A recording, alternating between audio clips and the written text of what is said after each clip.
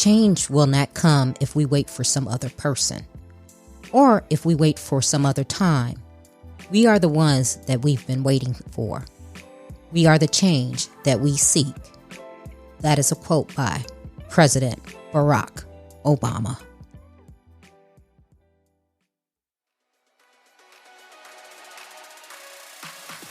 Welcome to Trina Talk. This is the podcast where guests share their stories of pursuing their passions, living a fulfilled life, and empowering others. Each week, I talk with inspiring leaders, business owners, and people with amazing stories from around the world in unscripted conversations as they share their successes and failures. This podcast is all about empowering you to keep striving in your personal and professional life. I am your host, Trina L. Martin. Welcome to episode 147. The topic of this week's episode is Restore and Revitalize. My guest this week is Storm Cunningham. Storm is an author, former Green Beret scuba medic, and executive director of Revitalize Institute, the Society of Revitalization and Resilience Professionals, which help ensure that communities worldwide have certified revitalization and resilience facilitators. Hi, Storm. Welcome to Trina Talk. Hey, thanks for having me on your show, Trina. Thank you for being here with me. I am so excited to speak with you. You're doing some amazing things, and actually things that I think I'm going to learn a lot from, as well as the listeners. So before I start, usually how I start off the interviews is I always ask my guests to tell the listeners who you are and how you came to be the Storm that you are today. All right. Well, boy, as you can probably tell from the image here, that's a long story.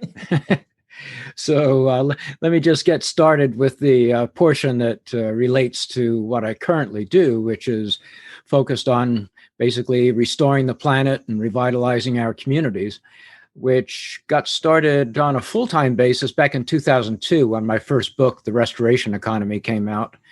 And it picked up when my second book, Rewealth, came out from McGraw-Hill in 2008. And really kicked into high speed last year when my third book, Reconomics, came out, and I launched Reconomics Institute, which is certifying people to become revitalization and resilience facilitators, where they basically fill in the big missing gap in community revitalization efforts that causes most of them to fail. Wow. Okay, so you said a lot of stuff that I'm pretty sure the listeners are going to be like, what is that? So society revitalization and resilience. Break that down exactly. What does that mean? I have an idea and I think I know, but I don't want to say something that's incorrect. So go ahead and just tell us what that exactly means. Sure. Well, revitalization really varies according to a particular community. I mean, in some places, in general, it just means bringing a place back to, or a thing back to, vibrance and health from a state of being less so. But how it takes form in communities depends on what their primary problems are. In some communities, it's environmental justice. The people are just suffering from pollution and various other things that impair their health or their quality of life or their economic opportunities. In some places, it's recovering from bad planning, where planners rammed highways through the middle of neighborhoods decades ago, and they separated, fragmented the neighborhoods so they can no longer function effectively. And now people are living next to a noisy, ugly urban highway. Other places, like mining towns and timber towns, exploited all of their natural resources, and that was their only source of income. So once their forests were all cut down and their mines were depleted, the community basically had no reason to exist anymore. So their revitalization is more focused on repurposing the whole community.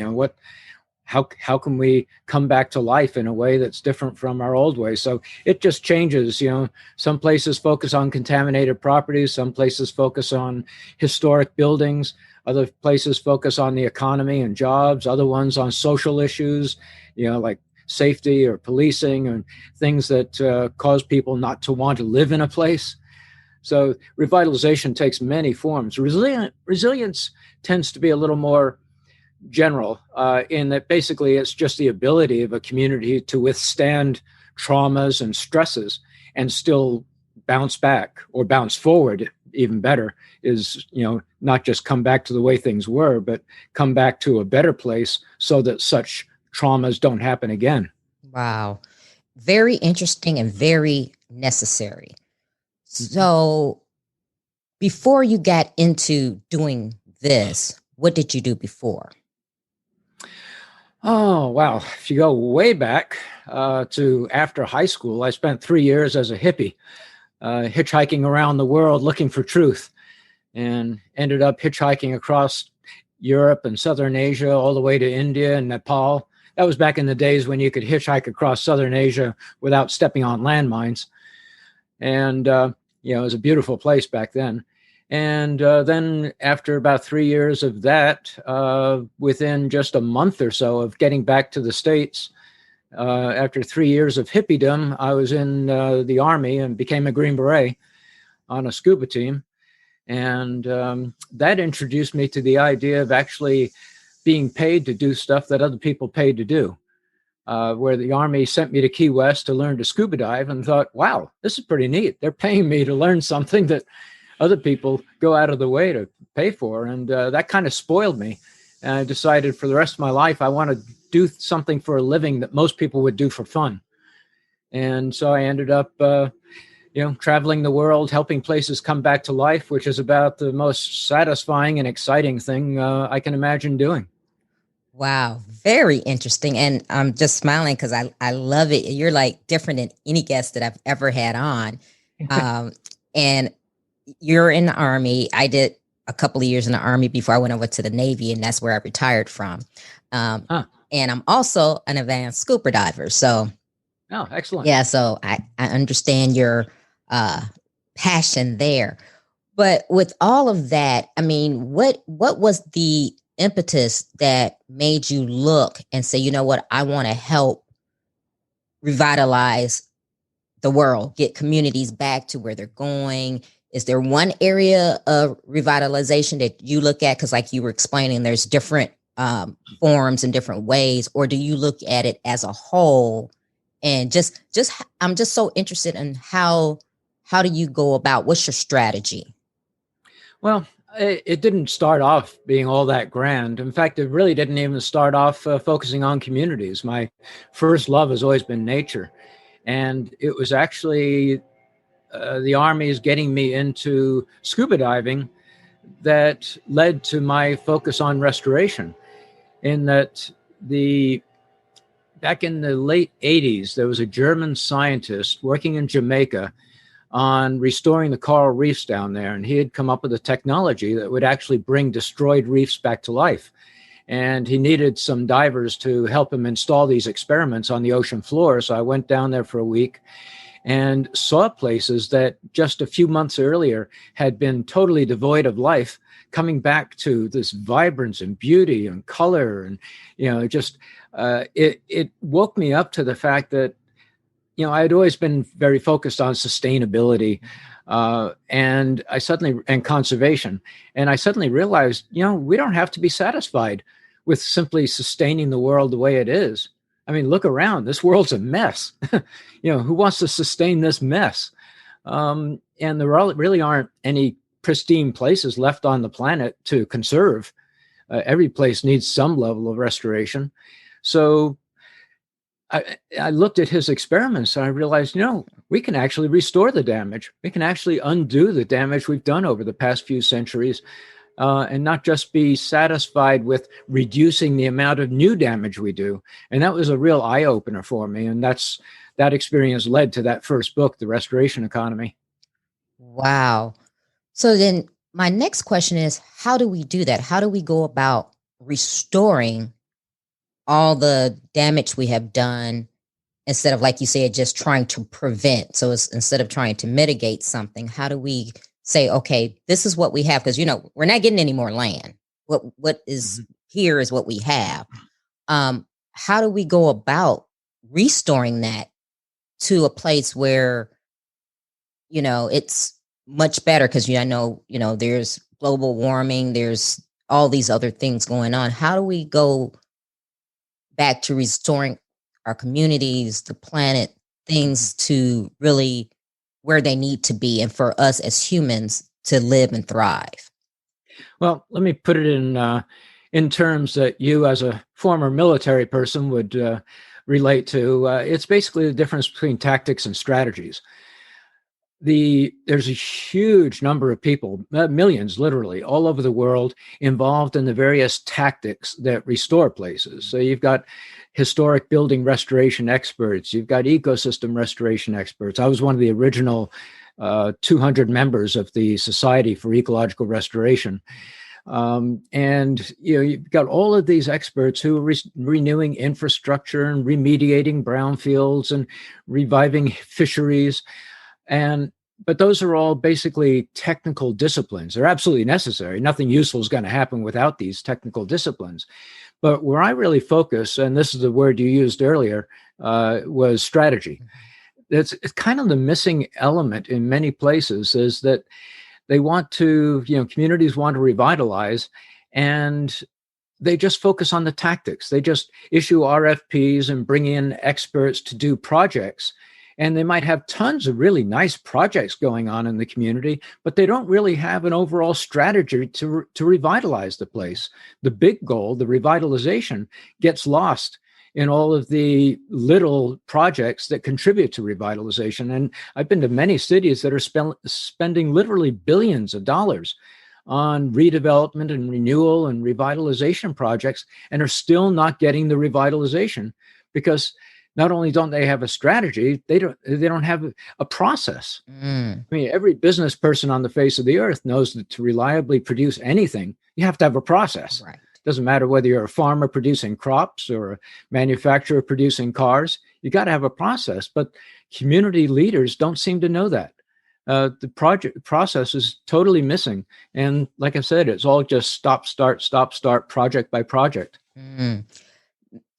Makes great sense. And it's interesting because I'm listening to what you're saying, and I totally get it, totally understand. And I can see that in the big city. So I live here in Houston, and probably 10 years ago, whatever, they decided we need to build more freeways, right? So, and it's still going on.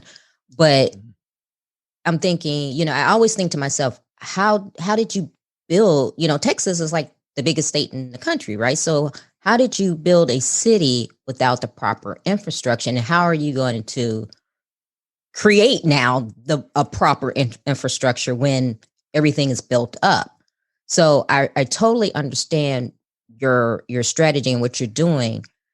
How do you, when you work with different cities, do they call you, or do you go in, and how do you explain to them the strategy, and do you create one for them? How exactly does that work?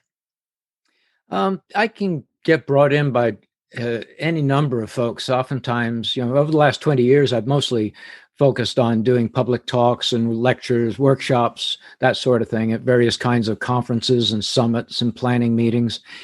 And so I've normally worked primarily as an educator or trainer, you might say. I've done some consulting work, but in most cases, I try to help people understand the overall process of bringing a place back to life so they can apply it to their own particular dreams and challenges and situation. But the big kind of eye opener for me was that because I spend so much time at these conferences, and I might be brought in by a nonprofit or by a local foundation or a school, university, it could be a city leader of some kind. It's all over the map. It's basically whoever realizes that they're kind of spinning their wheels, that they're they've got a lot of activity, but not a whole lot of results. So whoever that might be in the community, they're usually the ones who end up bringing me in for some kind of presentation. And the upside of all that was that for every presentation I did at one of these conferences, I'd usually hang around the conference and listen to at least a dozen others. And so over the last 20 years, I've probably heard more stories of success and failure as regards revitalization and resilience than anyone else on the planet. So I've spent virtually my whole life in the last 20 years listening to these stories at conferences. And so I was kind of listening for the commonalities. Every community is different, but in many ways, every community's challenges are very similar. And their dreams, in many cases, are very similar. I mean, we're all humans. We've got a lot more in common with each other than we have differences, even though most people tend to focus on the differences these days. So it actually turned out, when I was listening to all these stories of failure and success, that there was basically the same things always missing in the failure stories, and all the same things always present in the successes. And that's what became my new book, Reconomics, is distilling all that down to what I consider a minimum viable process. Here are the 6 elements that every community, whether you're talking about a neighborhood or an entire city or a region or even a nation, you got to have these 6 elements of the process. You can add to them, but you can't take away. If a process is missing a key element, it's not a process. Right. Can you tell us what the 6 elements are? If you send me enough money, sure. Well, I don't think I can afford you. Sure. Yeah. So the 6 elements basically are, first of all, you've got to have an ongoing program. You got to get out of this stop, start, project by project mode, have an ongoing revitalization program that's going to last beyond the current political administration. And the importance of that is that if you have an ongoing program, you have a kind of a flywheel effect, so that each success you have adds to the momentum. And every year becomes easier. Every new project becomes easier because it's building on the momentum of the previous projects. So you got to have that ongoing program. As soon as you've got that ongoing program, which could be housed in a local nonprofit or any trusted community institution, the first action is to create a shared vision for the future. And a vision basically is just a cohesive set of goals. And every community seems to have a visioning session these days. It's really popular. The trouble is that most communities stop there. It's a feel-good sort of thing where you say, okay, now we've got this vision, and somehow people think that because they've got a vision, it's going to revitalize them. And a vision by itself is just a daydream if you don't have a strategy for achieving it. And so the next step is to create that strategy to overcome whatever the primary obstacles are to achieving that vision. And it's amazing how many community leaders don't even know what a strategy is. Oftentimes I'll ask a mayor who's just said, we're going to revitalize this place. And I'll say, oh, that's great. What's your strategy? And he or she will reach up onto the bookshelf and pull down a 300-page comprehensive plan and says, here it is. And I say, no, that's a plan. What's your strategy? And they'll say, oh, well, yeah, okay, our strategy is to increase our quality of life and our jobs and create equitable revitalization for all. And I'll say, no, that's a vision. What's your strategy to actually achieve that vision? And about that point, they get a little frustrated. And if they're intelligent, they'll say, okay, what exactly is a strategy? Right. And there's only function of a strategy is to achieve success. It's the only reason it exists. It's your path to success. And in most cases, a strategy can be just a few sentences. Because if you have to write it down, it's too long to remember. And if it's too long to remember, it's not going to influence your decisions on a moment-to-moment basis.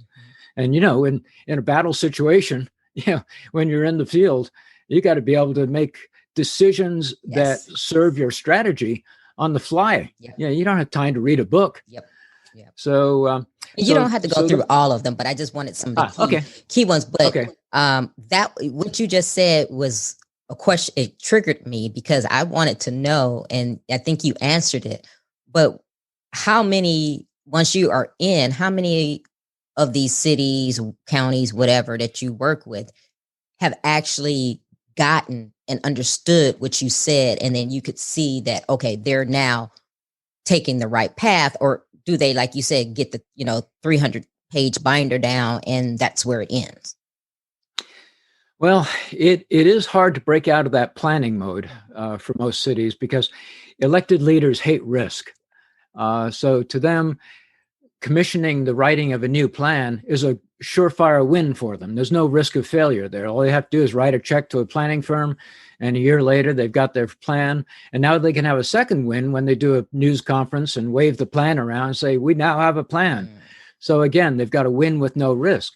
The risk comes in implementing the plan. Which is why most plans just go onto the shelf. And then 5 or 10 years later, the mayor gets back up and says, we need to update our plan.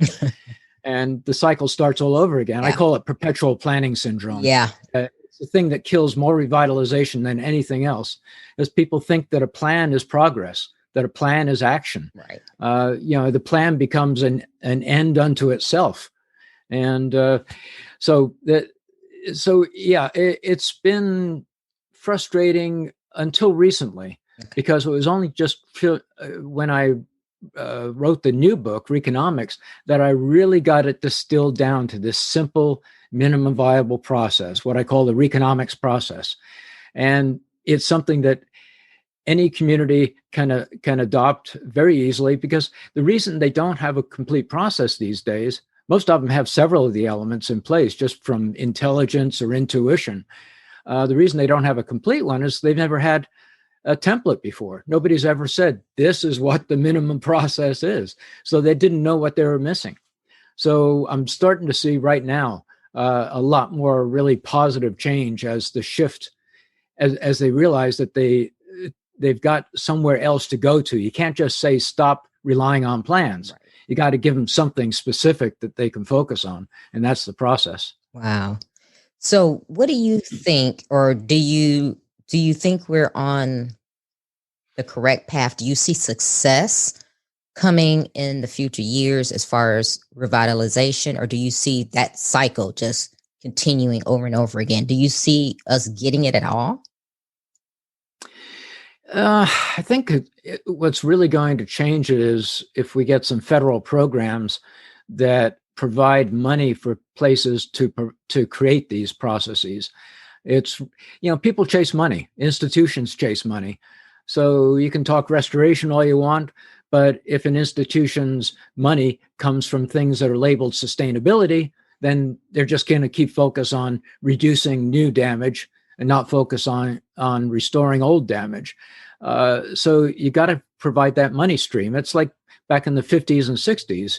Everybody talks about the horrors of urban renewal back then, when all these low-income and minority neighborhoods were demolished under this destroy it and they will come type of philosophy. And it didn't happen. Places just ended up with big dead zones. And the reason they were doing it is because the federal government was offering billions of dollars of money to planners in cities, and the planners were chasing the money. And they just, it wasn't even a matter of thinking. So I think the thing that'll really change it, we can't just rely on people becoming more intelligent or insightful or doing the right thing, as long as there are all these incentives for doing the wrong thing. So we got to start incentivizing the right things. Wow. Have you ever tried to lobby, the policymakers in DC to let them know this? Yeah, well, I'm not a lobbyist. Or go before them, or whatever. I do live here. I've lived here for over a quarter of a century, so I know the workings of Capitol Hill probably better than at least people who don't live here. Mm-hmm. But I'm not really an insider. But I do get called in from time to time by folks who are working on some new bill, and they need some language in there related to revitalization, because it's one of the most popular political promises. Yeah. When have you ever heard a politician not promise revitalization? Yeah. So problem is that most politicians have no background in revitalization, so they don't have the qualifications to make the promise, which is why the promises almost always end up just being empty campaign promises with no results. But most of the stuff I get involved with on Capitol Hill is more limited type stuff, focused on watershed restoration or brownfields redevelopment. There aren't that many big thinkers who are thinking about the revitalization process itself for communities and the country as a whole. And when they are thinking about revitalization, they're usually just pulling a few of the usual levers, tax rates and employer incentives and that sort of stuff. They're not really thinking in a process way. Yeah. So I'm hearing you say, yeah, it's a lot to be done, and I don't foresee things going the way they should go, because like you said, it's a cycle. It's, campaign promise is one of those things that it sounds good. You get everybody on the train, but then it never goes anywhere. Yeah, there is another way to do it, and that's the way I've been focusing on since, like I said, I'm not a lobbyist, and I don't have the money to buy politicians to get them to do the right thing. So the other way is simply to get the stories of success out there so that people can realize what is possible. And they can realize that you can actually bring a neighborhood or a community back to life, even if you're broke right now. You don't have to wait for federal or state funding to come in. There are things you can do right now that will increase confidence in the future of the place. And that increased confidence in the future will attract residents. It'll attract investment. It'll attract employers. That's kind of the universal goal, is to increase people's confidence that the future of a place will be better than it is now. And that will attract all the resources you need to actually make it happen. So off at the top of your head, what are some success stories that maybe one or two that you can briefly touch on? Well, probably the first city I ran across that created a complete revitalization process was Chattanooga, Tennessee. And you're not old enough to remember Walter Cronkite. I am. No, I am. I'll be 50 on Sunday, and I remember Walter. Oh man, Cronkite. Yes. Are you kidding me? I'm not. Yeah, I thought you were in your 30s. So back in the early 70s, Walter Cronkite got on national TV and said Chattanooga is the filthiest city in the United States. And he wasn't wrong. You had to drive with your headlights on in the middle of the day. The air quality was so bad. And that was just one of their problems. I mean, they had severe racial problems, crime problems, economic class problems. It was very much a rich people sitting on top of the hill type of situation there. And all of a sudden, after Walter Cronkite insulted the community on a national basis, they decided, okay, we're going to clean up our air. And the EPA had just been created, and they had just come out with the Clean Air Act. And the citizens actually worked together, cleaned up their air, became the first city to win the Clean Air Award. And that showed them that they could actually work together. For the first time, they realized we can actually work together to achieve something. And so they said, where do we go from here? And they said, well, let's revitalize the whole place now that we've got started on the air. And they put together a complete revitalization process, the ongoing program, the vision, the strategy, the policies, the partnerships, and the projects, and very quickly became a poster child of revitalization. Back in the early 90s, when I first visited Chattanooga, I was walking around downtown and came across a large group of Vietnamese people, and they were all in suits. And so we started talking, and it turned out they were all government officials from Vietnam who'd flown all the way to Chattanooga to see the Chattanooga Miracle. Wow. Really? Yeah. So why can't we use Chattanooga as a model for other cities? Oh, you can actually. In fact, I did a whole case study on it in that second book, Rewealth. It came out from McGraw-Hill in 2008. It told the whole process. And the interesting thing was that the feedback I got from the folks in Chattanooga when they read that chapter was that, wow, until now we never knew how we did it. Because, nobody gave them a process up front. They just cobbled it together on a day-to-day basis based on common sense and intuition and all of that. And it wasn't until I documented why it worked that they realized why it worked. And so, yeah, the model is right there. Just need more people to actually become aware of it. Yes. So you've talked about your three books in between here in the conversation, but you have the Reconomics Institute. Tell me a little bit about that.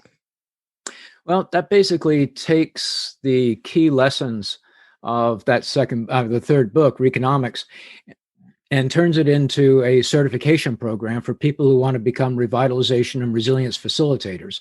So they're the folks who can show up at a planning meeting or city council meeting or whatever. And when folks start talking about creating revitalization or resilience, they're the ones who are going to know what's missing. So they can help plug that gap, because they don't. Some of them are architects or engineers or planners or lawyers. It doesn't really matter what their basic discipline is. The key thing they're learning when they get certified as revitalization resilience facilitators is how to create a process that brings all of those disciplines together to create that end result. Wow.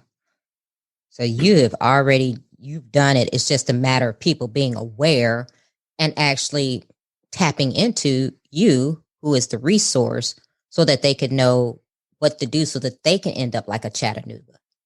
Yep. It's reconomics.org. Wow. All right, Storm, we're going to get into our questions. Are you ready? Uh-oh. I think I hear my mother calling. Bye. No, nope. Can't get out of this one. Okay, they're easy. Have no fear. Who or what motivates you?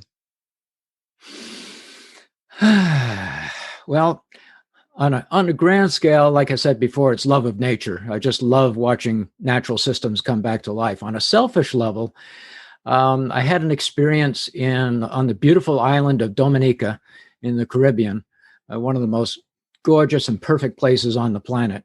And I was on top of a mountain while I was down there doing some work.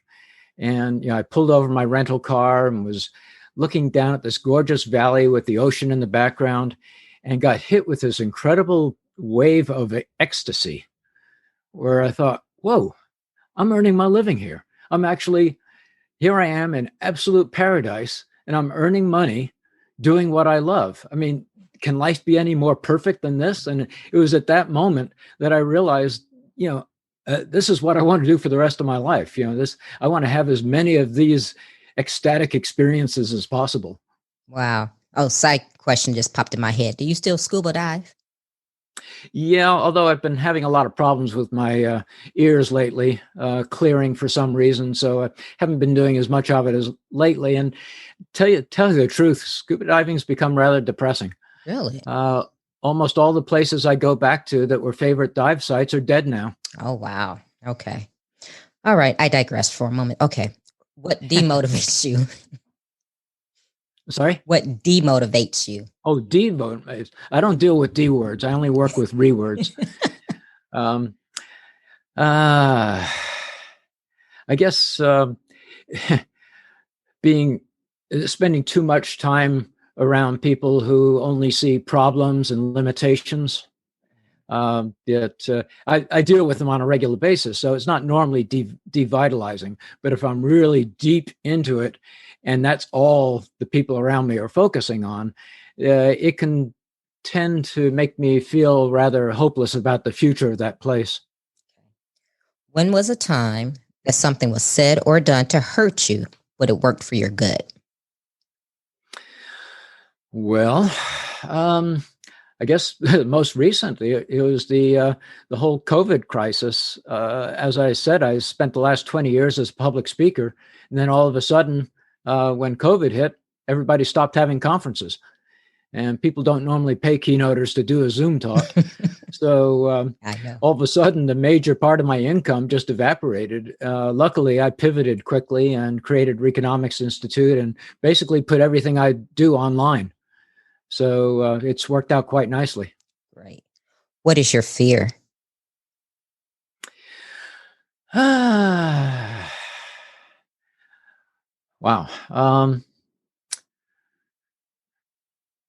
Boy, that's hard to say. I've got to honestly say it's been so long since I've felt fear. I guess the biggest danger that I need to be afraid of is getting too comfortable with success. because that's where the rot starts. Yeah, that's a good figure. Satisfaction and comfort. Yep. Is there a time when you wish you had done something that you didn't? Yeah, that describes most of my life. All of my biggest regrets came from things I didn't do, not from things I did do. Right. So I guess the one that comes back to me the most is really silly, but it was just a childhood bullying thing. I was always the new kid in town. I went to 12 different schools in my first 11 years of schooling, so I was a bully magnet. Plus the fact I had an English accent at the time. I grew up in England, so that made me even more of a bully magnet. And there was one big bully who was constantly on me, and one day he challenged me in front of everybody in the gym class to punch him in the face. And spent the rest of my life wishing I had, because I backed down and always regretted it. Might be one of the reasons I became a Green Beret. That's right. See, now you got to punch a lot of people in the face. Is there a time that you wish you had not done something?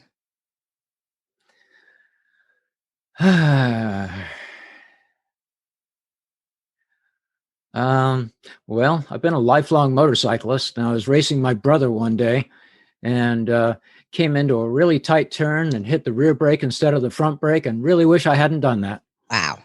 Yeah, I know how that came. What is your definition of success? Well, for me, it gets back to that moment in Dominica. For me, success is the joy that comes from bringing joy to others when places come back to life. With everything that you're doing, how do you recharge? Motorcycling, hiking, being with my wife, Maria. She's a doctor of Oriental medicine, so she's restoring me constantly. As a matter of fact, the name of her practice is Wellness Restoration at wellnessrestoration.com. So, it's nature in general. What are you awesome at? Oh, and by the way, I should mention that what we restore restores us, and what we revitalize revitalizes us. So basically, the way I earn my living revitalizes me. That's great. So, what are you awesome at? Awesome or awful? Awesome. Okay. I make a pretty good pad thai. Oh, really? I love cooking. Oh, I didn't expect that. So that's why I asked these questions. What do you want your legacy to be? Well, if it said something on my tombstone, which I don't want, since I just want to biodegrade in nature some way. But if there were a tombstone, I would just want to say he left the world a better place. Great. Storm, give the listeners one motivational takeaway. Wow, I think I already did it. What we restore restores us, and what we revitalize revitalizes us. So if you're feeling in any way devitalized or in need of restoration, just look around at someone or some place that's got some problems and help them revitalize. Yeah. Storm, go ahead and tell the listeners how they can connect with you, your books, your website. If they want to join your institute, give us the whole 9 yards. Probably the easiest thing would just be to go to my public speaking site at stormcunningham.com. And that's got links to all my other sites, my books and reconomics.org and all of them. Oh. Just stormcunningham.com. Storm, thank you for being on the show today. I learned a lot. It was very interesting. Love what you're doing, and just thank you for taking time out of your day. No, thanks, Trina. You did a great job with the interview. Oh, thank you. If you like Trina Talk Podcast, please don't forget to go out to iTunes and rate it 5 stars and leave a review. Also, who else in your life do you know that needs some motivation and inspiration in their lives? Don't forget to share Trina Talk with them. I hope you have a great week. And remember, if you change your mindset, you can change your life. Keep striving, because success is a journey, not a destination.